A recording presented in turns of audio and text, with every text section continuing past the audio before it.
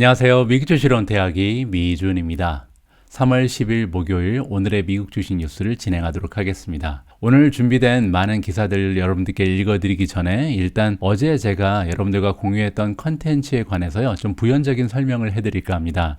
지금 화면의 가장 왼쪽에 보시면요 배당보다 자사주 매입이 훨씬 더 좋은 이유라고 제가 제목을 붙이고요, 또 밑에 보시면 미중 강추 영상이라고 좀 홍보의 말까지 해놨습니다. 그만큼 제가 좀 심혈을 기울여서 만든 영상이거든요. 이 영상을 보시고 상당히 많은 분들께서 긍정적인 피드백도 남겨주시고, 반면 굉장히 우리가 한번 생각해 볼 만한 의문을 제기해 주신 분들이 계시거든요. 한 3-4분께서 비슷한 코멘트를 남겨주셔서 이 부분에 대해서 잠깐 짚고 넘어가야 할 것 같습니다. 자, 무슨 내용이냐면요, 이번 테이블을 보시면 제가 어제 방송에서 지난 그 12개월을 기준으로 했을 때, 그리고 5년의 토탈 금액을 봤을 때 가장 많은 금액을 지금 자사주 매입에 쏟아부으면서 주주에게 환원을 하는 착한 기업의 리스트를 탑10을 정리를 했잖아요. 그때 이제 우리가 뭐 5년 토탈보다는 아무래도 가까운 지금 1년 동안 가장 많은 금액을 사용한 기업을 랭킹을 매기자 해서 1위가 뭐 애플이었고 2위가 알파벳, 뭐 3위가 버크셔 해서웨이, 이렇게 순위가 쭉 나왔었습니다. 자, 그런데 이 순위보다요 더 중요한 순위가 하나 있는 것 같습니다. 왜냐면요, 자사주 매입을 통해서 주주에게 환원을 하기 위해서는 사실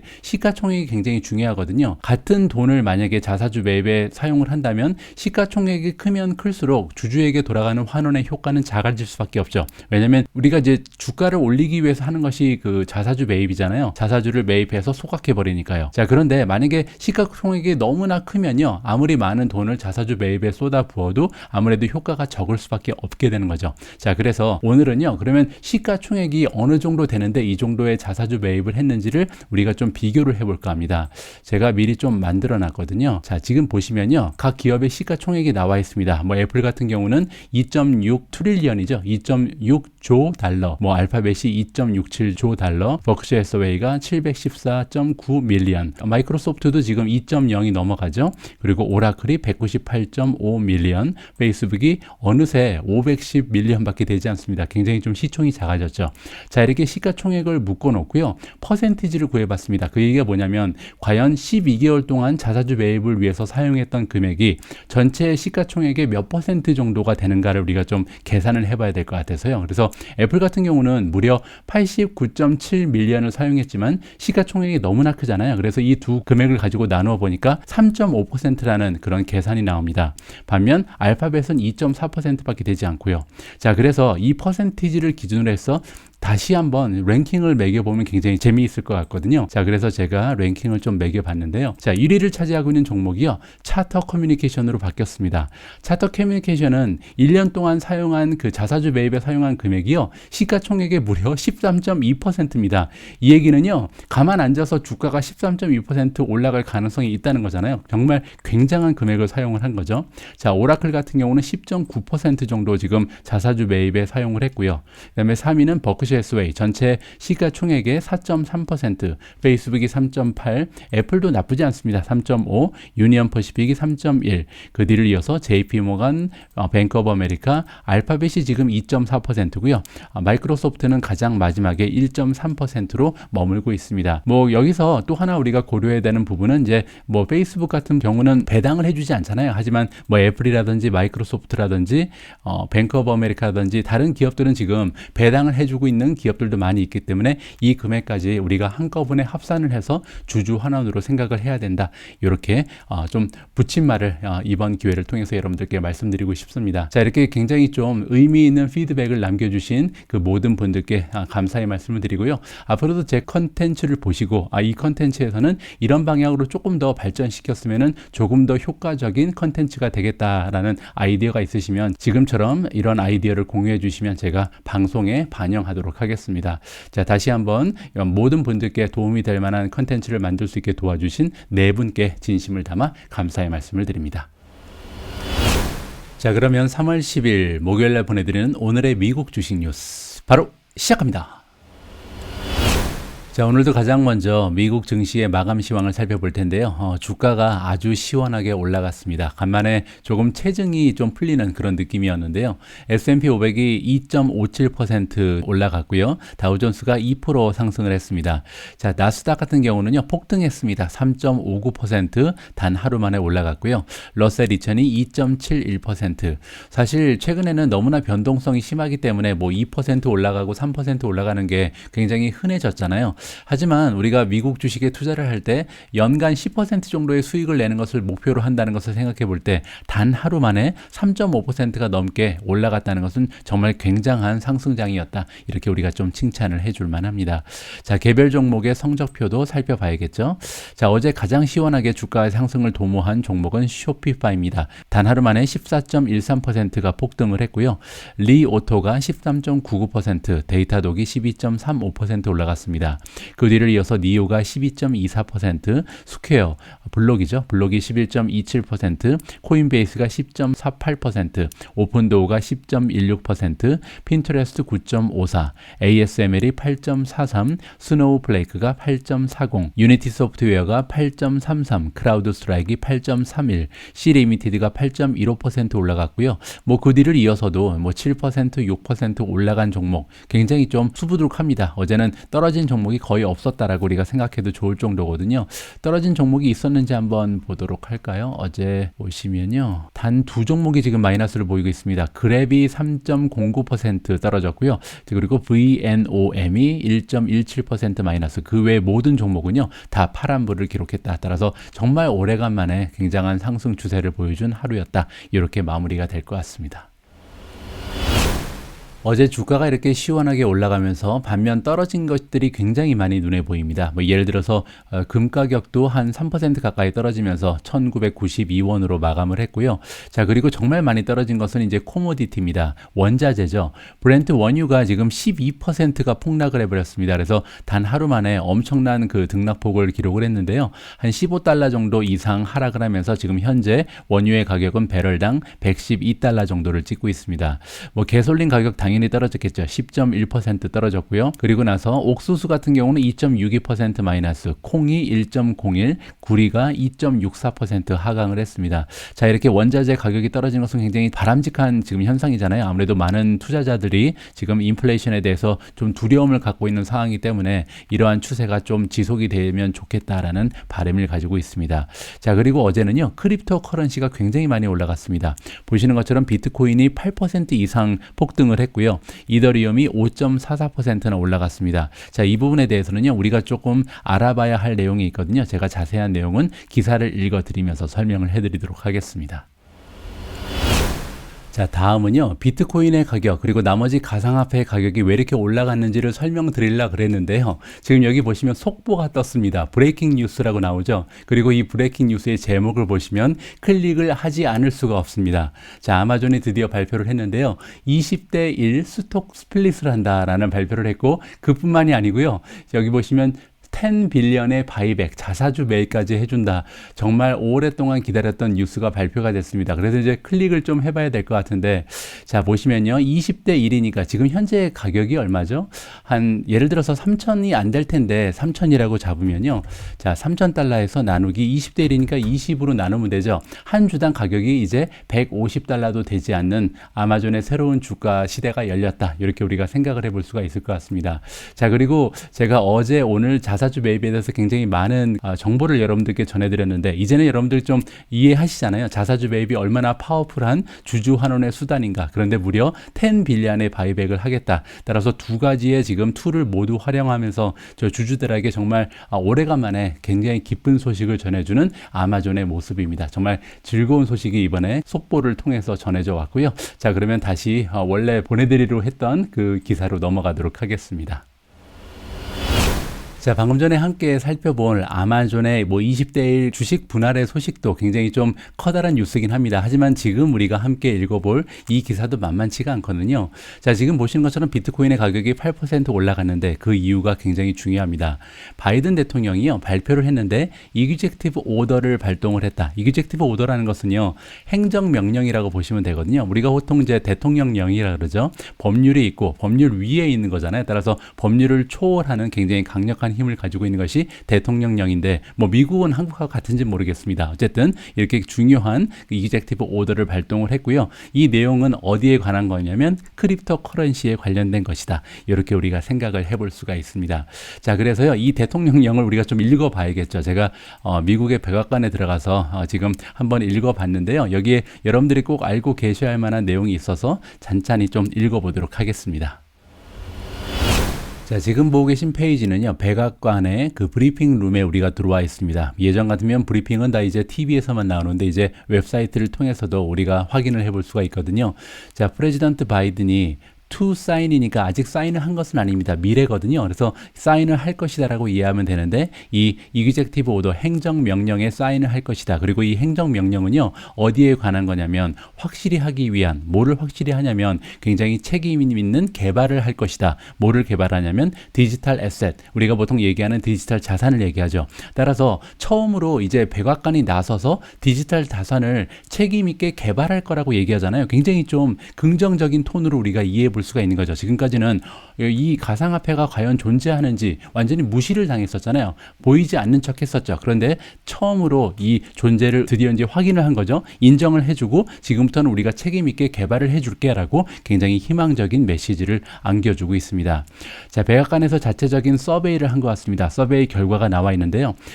성인 그 미국인들 중에 16%나 되는 사람들이, 그 얘기는요, 이제 전체 인구의 16%라는 것은 한 4천만 명 정도가 되거든요. 이 4천만 명이 이미 가상화폐에 투자를 했거나 아니면은 거래를 해봤거나 적어도 가상화폐를 이용해봤다. 이러한 통계가 나와 있습니다. 따라서 더 이상은 이렇게 보이지 않는 존재처럼 무시해보기에는 너무나 확산이 돼 있다는 거죠. 전체 인구의 16%니까 대단한 거잖아요. 자, 그래서 여기 나와 있는 것처럼 디지털 자산에 이렇게 뭐라 그럴까, 라이즈라는 것은 디지털 자산이 떠오르는 거죠. 이렇게 디지털 자산이 떠오르는 것은 기회를 만들어주는데 미국에 기회를 준다는 겁니다. 미국이 강화할 수 있는 기회인데 전 세계의 금융 시스템을 장악할 수 있는 기회를 우리한테 안겨주고 있다. 또한 테크 쪽에서 선구자의 역할을 할 수 있다라고 지금 이야기를 해주고 있습니다. 따라서 가상화폐 미국의 미래를 위해서 굉장히 중요하다. 그런데 이제 반면에 어떤 부분도 있냐면요, 좀 안 좋은 쪽도 우리가 생각을 해봐야죠. 약간은 투기성 자산이기 때문에 소비자를 보호한다든가 아니면 금융을 안정화시킨다거나 아니면 그 국가의 안보, 또 그 좀 멀리 보면요, 이 기후 변화에도 굉장히 악영향을 끼칠 수 있는 게 그 채굴 과정이잖아요. 따라서 이러한 걸 다 우리가 좀 책임 있게 좀 관리를 해야겠다라고 이야기를 해주고 있는 겁니다. 따라서 앞으로 미국은요, 계속해서 메인테인 해야 된다. 메인테인은 이제 유지한다는 거거든요. 따라서 어떠한 지위를 유지하고 싶냐면 테크 쪽에 리더십을 가진 국가로서 계속해서 우리의 위상을 떨쳐야 된다. 그리고 특히 이 분야에서 지금 너무나 빠르게 성장하고 있는 가상화폐라는 디지털 자산이라는 이 분야에서 선두자 역할을 우리가 해야 된다라고 얘기해주고 있습니다.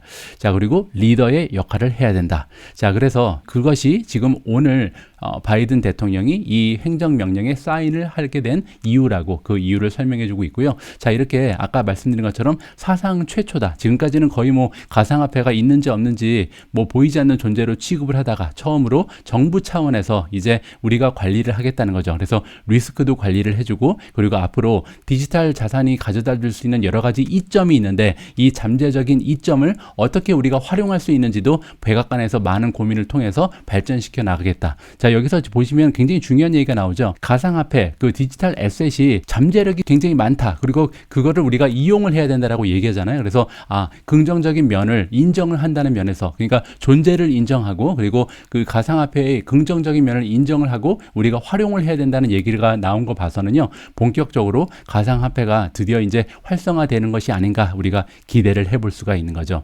뭐 여러분들 중에서 가상화폐에 관심이 없으신 분들도 계시겠지만 제 생각에는요, 이 정도로 지금 미국 정부가 긍정적인 메시지를 전해준다면 조금씩은 관심을 가져볼 만하다 개인적으로 판단을 하고 있습니다. 오늘은 아주 오래간만에 오늘의 미국 주식 뉴스에 긍정적인 뉴스들이 아주 넘쳐납니다. 다음으로 긍정적인 소식을 전해주고 있는 기업은 퀄컴인데요. 자, 퀄컴이 이번에 디비던드를 올린다, 배당금을 상향 조정한다고 발표를 했습니다. 물론 이제 1년에 한 번씩 꾸준히 보통 기업들이 배당금을 올려주죠. 그런데 여기서 굉장히 기쁜 소식은 뭐냐면요, 배당금을 무려 10% 정도 올린다고 나와 있습니다. 그래서 이번에 배당금이 0.75다. 조금 더 자세한 내용을 읽어보도록 하겠습니다.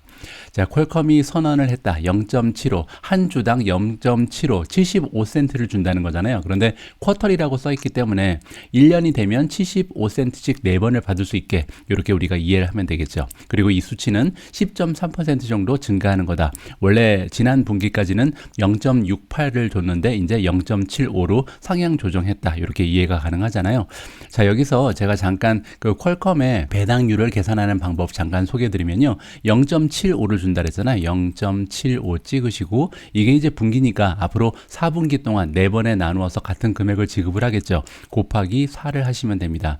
자, 그렇게 되면 1년 동안 나누어 주는 배당금이 3달러잖아요. 자, 그런데 지금 퀄컴 한 주가 157달러입니다. 따라서 3달러를 나누기 157로 하게 되면 배당률이 나오는 거거든요. 자, 그리고 이제 이꼴을 누르시면 0.0191이 나오죠. 그 얘기는 배당률이 1.91%다. 따라서 2%가 조금 되지 않는 2%에 미치지 못하는 이러한 배당률을 가지고 있는 기업이 퀄컴이라는 것을 여기서 확인을 해볼 수가 있습니다.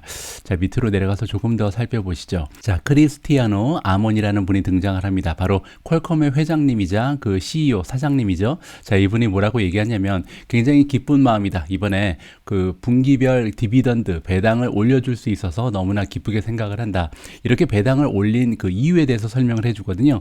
우리가 장기적으로 봤을 때 어닝의 성장이 굉장히 좋을 것으로 우리가 기대를 하고 있고, 그래서 이렇게 어닝이 계속 성장할 때 우리는 앞으로 계속해서 이 잉여 현금을 주주들한테 환원할 것이다라고 약속을 하고 있습니다. 자, 그리고 어떠한 형태로 환원을 할 건지 여기 가이드라인이 나와 있는데요. 자, 첫 번째로는요, Anti-Dilutive Stock Repurchase. Stock Repurchase라는 것은 자사주 매입이죠. 근데 중요한 점은 앞에 Anti-Dilutive라고 나와 있기 때문에 혹시나 의심하는 분들이 계실까봐 자사주 매입을 하고 소각을 안 하면 소용이 없잖아요. 나중에 이제 뭐 직원들한테 나눠주고 이럴 수 있으니까. 따라서 여기 나와 있는 것처럼 딜루티브에 반대되는 것, 따라서 희석하는 거에 반대니까 다 태워버리겠다는 얘기입니다. 그래서 자사주 매입을 해서 다 소각을 할 거라고 얘기하고요. 두 번째로는 굉장히 강력한 배당의 성장을 약속하고 있습니다. 어느 정도의 성장을 할 거냐면 앞으로 하이 싱글 디짓, 한 자릿수면 굉장히 높은 한 자릿수, 예를 들어서 9%, 최소한 8% 이상은 되겠죠. 그리고 거기에서 로 더블 디짓이니까 한 11%, 12%까지 오르는 경우도 있을 것이다 라고 지금 약속을 해주고 있습니다. 자, 그러면요, 퀄컴은 이번에 이제 CEO가 새로 바뀐 거거든요. 이분이 지금 부임한 지 한 반년 정도밖에 되지 않았습니다. 그러면 그 전까지는 배당을 어느 정도 해주는 기업이었는지 한번 살펴보면 좋겠죠. 자, 퀄컴으로 우리가 들어가서요. 중간에 이제 배당이 있죠. 디비던드를 들어가시면 여기 이제 자세한 내용이 나와 있는데 아까 우리가 계산해 본 것처럼 현재 배당률은 한 1.8밖에 되지 않고요. 요거는 지금 약간 떨어져 있는 상황인데 우리가 새롭게 계산한 바에 의하면 1.91%입니다. 자, 참고하시고요. 왜냐하면 지금 배당이 올라가니까 지금 현재는 1.8%지만 1.91% 올라간다. 이렇게 이해하시면 되고요.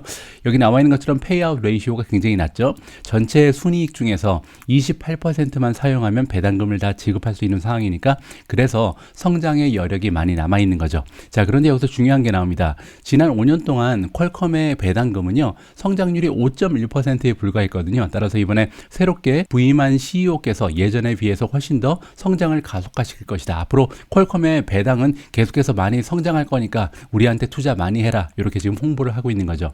자, 지난 2년 동안만 성장을 했다. 따라서 지금까지는 주주 환원에 그렇게 신경을 많이 쓰는 기업이 아니었던 것 같습니다. 그런데 새롭게 부임한 CEO가 앞으로는 퀄컴이 굉장히 주주에게 친화적인 이런 기업으로 거듭날 거라. 이렇게 메시지를 전달해 줬다. 이렇게 우리가 이해를 하면 좋을 것 같습니다. 자, 다음으로 우리에게 즐거운 소식을 전해주고 있는 기업은 업스타트입니다. 업스타트의 주가가 여기 보시는 것처럼 어제 하루 동안 7% 껑충 뛰어 올랐는데요. 자, 이렇게 긍정적인 주가의 흐름을 보여준 이유는 한 가지의 호재가 작용을 한 것으로 이해가 가능합니다. 자, 이번 기사의 제목을 보시면 새로운 리테일 앱을 만들었다. 런칭을 한다는 거죠. 앱이라는 것은 이제 그 기존의 웹사이트를 그냥 모바일폰에서 구동할 수 있게끔 애플리케이션으로 옮겨놨다. 이렇게 보시면 될 것 같고요. 자, 어떠한 소식인지 한번 살펴보겠습니다. 살펴보시죠. 자, 업스타트의 주가가 7% 이상 올라가고 있다. 그 이유가 뭐냐면 원래는 이제 AI, 인공지능을 구현하면서 이제 대출 서비스를 제공하고 있는 기업이 업스타트잖아요. 그런데 이번에 새롭게 오토 리테일, 자동차 소매업이죠. 자동차 소매업 온라인 플랫폼을 이번에 그 앱을 통해서 다시 한번 출시한다라고 나와 있죠. 그리고 이 앱은 카 딜러들을 위한 것이다.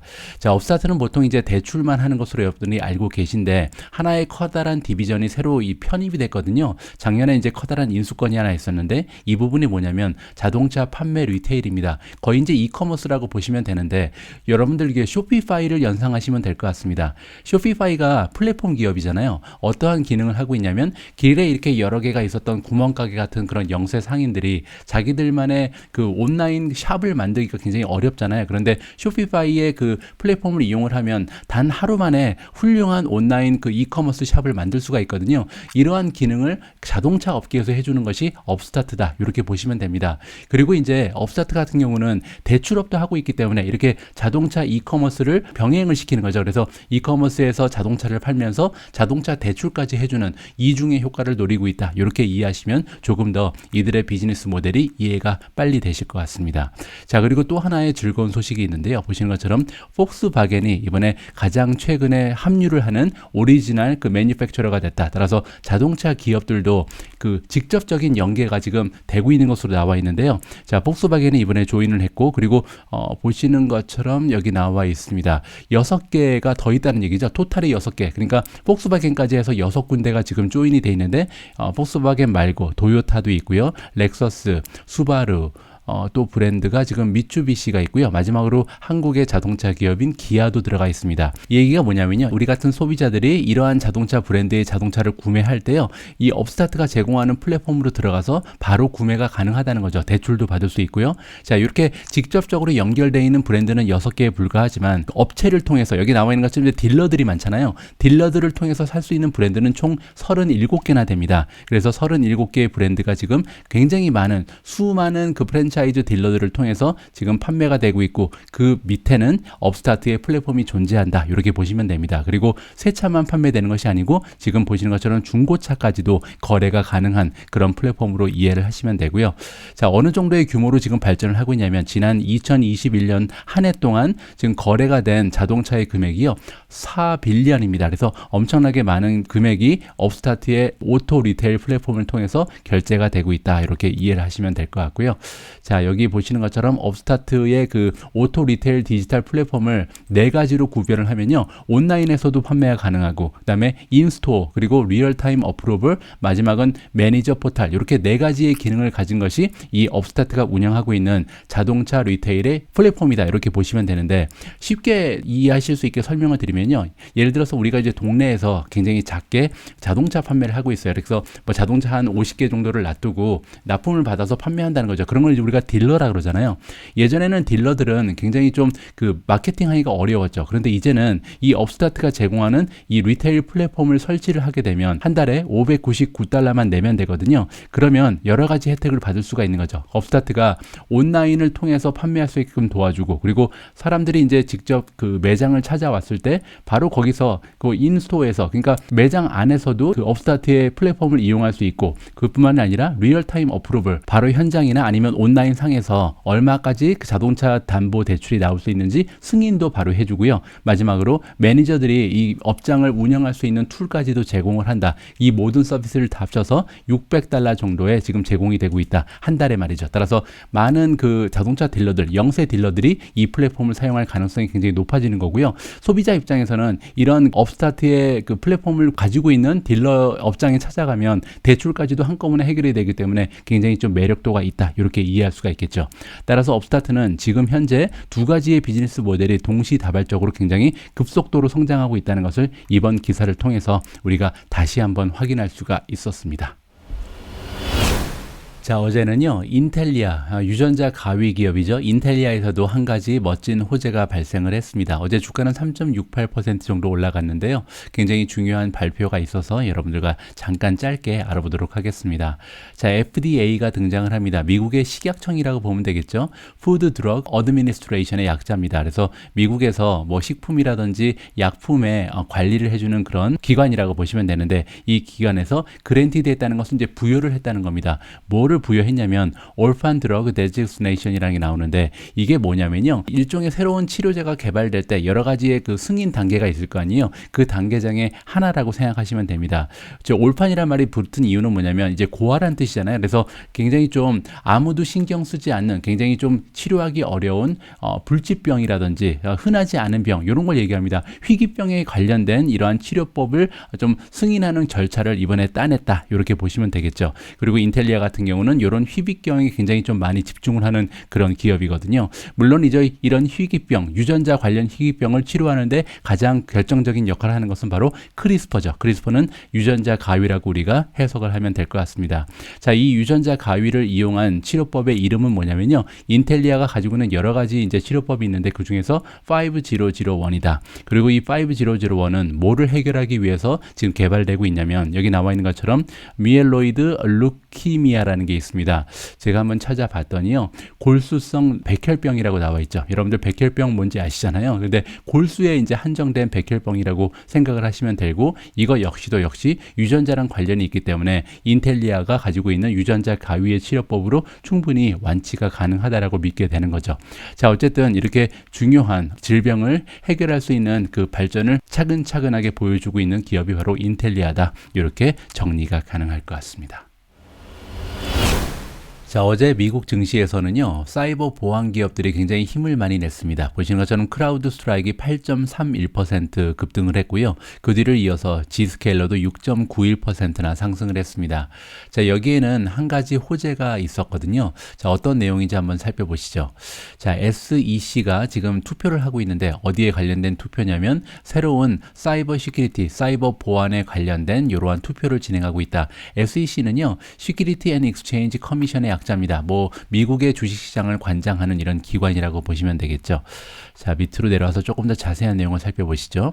자, 앞에서 살펴봤던 SEC가 이번에 투표를 진행하고 있는데, 수요일 날 진행하고 있으니까 아마도 여러분들께서 이 방송을 보실 때쯤이면 그 결과는 나와 있을 것 같습니다. 이번 투표는 어디에 관련된 거냐면요, 제안이 나와 있는데 새로운 그 사이버 보안 관련된 룰을 만들기 위한 것이다. 그리고 이 룰은요, 모든 퍼블릭 컴퍼니에 적용이 된다. 퍼블릭 컴퍼니랑 프라이빗 컴퍼니의 차이는 뭐냐면요, 상장을 하기 전에는 우리가 프라이빗 컴퍼니, 개인의 소유로 이렇게 인정을 하는 거고요. 퍼블릭 컴퍼니는 소유자가 개인이 아니고 우리 모두가 한꺼번에 보유를 하고 있다. 따라서 퍼블릭 컴퍼니는 이제 상장을 했다, 이렇게 이해를 하시면 됩니다. 자, 상장한 기업들은 다 다음과 같은 규율에 따라야 된다, 이러한 제안이 이번에 투표에 붙여졌다, 이렇게 보시면 되죠. 자, 이번 제안에 따르면 첫 번째 조항은 뭐냐면요, 맨데터리니까 무조건 해야 되는 겁니다. 앞으로 이제 사이버 관련된 모든 그 어떤 사건 사고가 있으면요, 보고를 봐도 해야 된다. 그래서 A-K라는 폼이 있는데 AK 폼에 반드시 4일 안에 공표를 해야 된다는 거죠. 아까 말씀드린 것처럼 상장을 했다는 얘기는 퍼블릭 컴퍼니가 된 거잖아요. 우리가 보통 기업 공개라고 부르죠. 기업 공개라고 부르는 이유가 바로 이겁니다. 모든 일을 다 퍼블릭한테 오픈을 해야 된다. 우리 기업에 어떤 일이 있었는지 다 발표를 해야 된다는 거죠. 근데 지금까지는 사이버 보안 관련해서는 발표를 안 해도 괜찮았던 것 같습니다. 근데 지금부터는 이제 발표를 하는 것으로 법을 제정한다, 규율을 바꾼다, 규칙을 바꾼다, 이렇게 이해하시면 될 것 같고요. 두 번째는 뭐냐면 각 기업들이 이 사이버 보안의 리스크를 줄이기 위해서, 관리하기 위해서 어떠한 정책을 시행하고 있는지도 다 밝혀야 된다. 이렇게 두 가지가 지금 주요 골자라고 합니다. 자, 밑으로 내려가서 보시면요, 굉장히 많은 기업들이 이미 사이버 보안 관련해서 투자자들한테 이미 좀 노출을 하고 있다, 발표를 하고 있다는 거죠. 그럼에도 불구하고 이 부분에 대해서 신경 안 쓰는 기업들이 너무나 많다, 이렇게 이해할 수가 있고요. 자, SEC의 체어맨은 CNN의 게리 젠슬러가 뭐라고 얘기하고 있냐면요. 자, 그의 생각에 따르면 기업들 그리고 투자자가 모두 다 혜택을 받을 것이다. 만약에 이러한 사이버 보안 관련된 정보들이 다 이제 의무 조항으로 바뀌게 되면요. 굉장히 좀 컨시스턴트라는 것은 이제 계속 지속적으로 발표가 되고 그리고 비교할 수가 있잖아요. 우리가 어떤 기업이 더 사이버 보안에 많은 투자를 하고 있는지 직접 비교도 가능하고 그렇게 되면 투자 종목을 고르는데도 하나의 유용한 툴이 될 수 있다. 이렇게 지금 나와 있거든요. 자, 그리고 SEC의 대변인이 뭐라고 얘기해 주냐면 사실 이 부분에 대해서는 굉장히 오랫동안 그 제한이 지금 되고 있었다. 그런데 문제는 뭐냐면 어떤 계기가 없었다는 거죠. 그러다가 우크라이나 사태가 발생을 하면서 이 부분의 중요성이 대두가 되고 그래서 이번에 투표에 붙여졌다. 이렇게 이해하시면 될 것 같습니다. 자, 제가 이 기사를 여러분들께 공유하는 이유는 당연합니다. 왜냐하면 이 SEC에서 이번에 만약에요 기업 공개를 할 때 사이버 보안에 어떠한 관리를 하고 있는가, 어떠한 그 조치를 하고 있는가를 의무 조항으로 넣게 되면 많은 기업들이 이 부분에 신경을 너무나 많이 쓸 수밖에 없잖아요. 그렇게 되면 투자가 엄청나게 늘어나겠죠. 그러면 지스케일러라든지 크라우드 스트라이크 같은 종목이요 굉장히 많은 탄력을 받을 수 있다. 비즈니스가 굉장히 좋아질 가능성이 높다라고 판단을 했기 때문에 여러분들께 알려드린다. 이렇게 정리가 가능합니다. 자, 오늘도 오미주님과 함께 힘을 합쳐 만든 자막 영상을 소개해 드리겠습니다. 제가 여러분들께서 남겨주신 댓글을 읽다 보면요. 개별 종목에 대한 그 분석을 부탁하시는 분들이 상당히 많습니다. 이 종목은 어떨까요? 이 종목에 대해서는 어떻게 생각하세요? 뭐 이런 종류의 댓글이 많이 발견이 되는데 사실 제가 답변을 드리지 못하고 있는 것은 물론 이제 시간적인 문제도 있지만 제가 투자하고 있는 종목 외에는요. 사실 여러분들께 조언을 드릴 만큼 아는 것이 없기 때문입니다.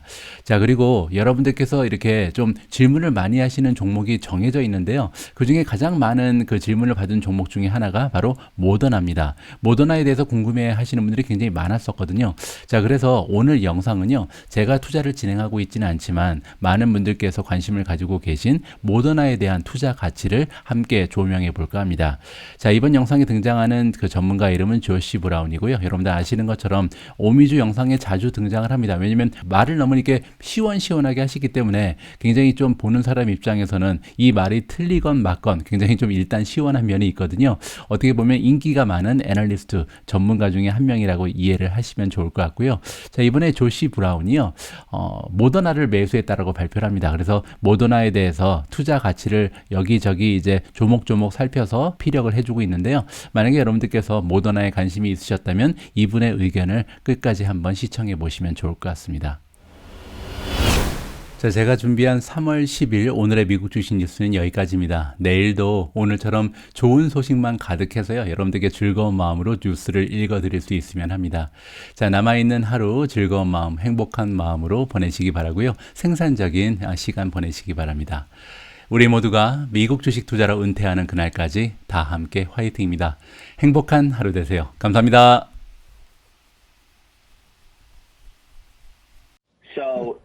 As regular viewers will recall, Judge, this was on a list of tickers that I had long-standing buy limit orders in at what I was calling ludicrous prices. Well, I got my ludicrous price in Moderna yesterday toward the close, $125 a share, and I never thought in a million years I would get it, but I'm really glad that I did. So I'm not wildly bullish about Moderna per se, but I think it's an amazing company, and I bought the stock in a 75% drawdown.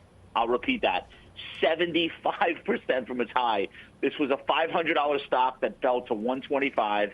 And to be frank, I think it's one of the most cutting-edge, technologically exciting companies of all the publicly traded opportunities in the pharma, biotech, healthcare space. Like, these guys are on the cutting edge in so many ways. And if you think about the valuation, it's a $50 billion market cap where I bought it. So they're talking about $19 billion worth of vaccine sales for 2022, and that doesn't include federal government orders, of which they have none yet. So there's probably a lot of upsides to that number, and I know everybody now thinks that we're in the endemic phase, and I hope that's true, but we don't know that for a fact. The next variant that comes along, and keep in mind, Delta came along in the summer, this stock could easily go to $200 on some sort of an idea that, oh, wait a minute, the boosters are going to be needed again. There's going to be new variants. So I think there's a lot of potential upside, not a ton of potential downside. And the cash position I should also get into. So it's about 2.5 times 2022 sales, but they're converting like 2/3 of every revenue dollar directly into cash. I think they have $17 or $18 billion in cash right now. So if you were to back that out, this is an even cheaper stock. So I think there's a lot of ways to win, not a lot of ways to lose. Definitely it could go lower. I'm not saying it's the cheapest stock in the world, but again, this thing has already lost like $100 and something billion in market cap in a very short period of time. And I think that looks overdone.